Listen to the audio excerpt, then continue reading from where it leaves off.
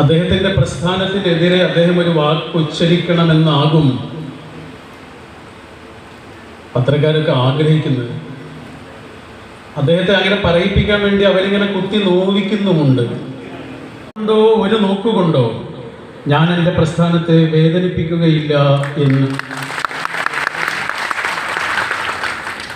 ഈ ബ്ലെസ്സിങ്സ് എന്ന് പറയുന്നൊരു സംഭവമില്ലേ, അത് വെറുതെ കിട്ടൂല. നമുക്ക് പൈസ എല്ലാവർക്കും ഉണ്ടാകും. കുഞ്ഞു വരി കേട്ടോ, ചെറിയൊരു വരി. നമ്മളെപ്പോഴും കാണുന്ന സ്ഥലത്ത് ഇങ്ങനെ എഴുതി വെക്കേണ്ട ഒരു കുഞ്ഞു വരി അറിയോ? നിങ്ങൾ ഓർക്കുക, നിങ്ങളെങ്ങനെ നിങ്ങളായിരുന്നു. എത്രയോ പ്രിയപ്പെട്ട കാര്യങ്ങൾ വേണ്ടെന്ന് വെച്ച്, എത്രയോ പ്രിയപ്പെട്ട കാര്യങ്ങൾ മാറ്റിവെച്ച്, എത്രയോ രാത്രികൾ ഉറക്കം വിളിച്ച് കഷ്ടപ്പെട്ടൊരു വലിയ അധ്വാനത്തിൻ്റെ സർട്ടിഫിക്കറ്റുമായി ഒരു നാടിൻ്റെ അംഗീകാരം നേടിയെടുക്കാൻ വേണ്ടി ഇവിടെ വന്നെത്തിയിരിക്കുന്നത് കാണാൻ കഴിയും. നമ്മൾ ഗംഗയുടെ മുന്നിൽ ഇങ്ങനെ ചെന്ന് നിന്നാൽ ഗംഗയിൽ ഇങ്ങനെ പൂക്കൾ ഒഴുകിപ്പോകുന്നത് കാണാം. പൂക്കൾ ഇങ്ങനെ ഒഴുകിപ്പോകുന്നത് കാണാം.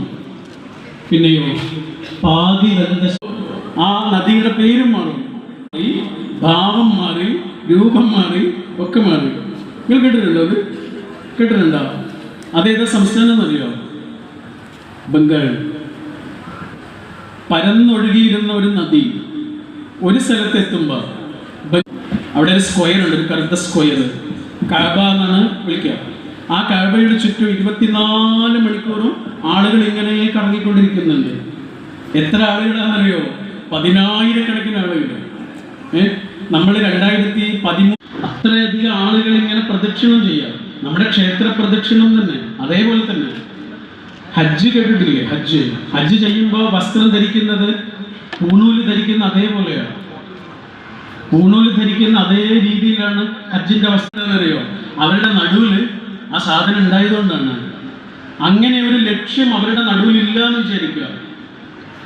ഓരോ ആള് ഓരോ വഴിക്കായിരിക്കും. ഈ കഅബയിലെ ഈ നടുവിലുള്ള ആ സ്ക്വയറില്ലേ, അതിന് അറബിക്കിൽ വിളിക്കുന്ന പേരെന്താണ്?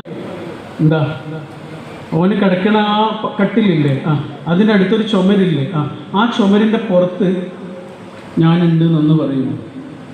അത് ഞാൻ പറഞ്ഞോളാം. ഡോക്ടർ പറയാ രാവിലെ 6 മണിക്ക് എന്താണെന്നറിയോ?